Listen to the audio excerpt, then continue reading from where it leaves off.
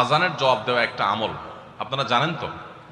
মুয়াজ্জিন যা বলে তার সাথে সাথে তা বলা, তার পরপর সেটা বলা। মুয়াজ্জিন যখন আল্লাহু আকবার বলে, তখন আপনিও আস্তে আস্তে করে আল্লাহু আকবার বলবেন। মুয়াজ্জিন আবার যখন আল্লাহু আকবার বলবে, আপনিও আল্লাহু আকবার বলবেন। মুয়াজ্জিন যখন আশহাদু আল্লা ইলাহা ইল্লাল্লাহ বলবে, আপনিও আশহাদু আল্লা ইলাহা ইল্লাল্লাহ বলবেন।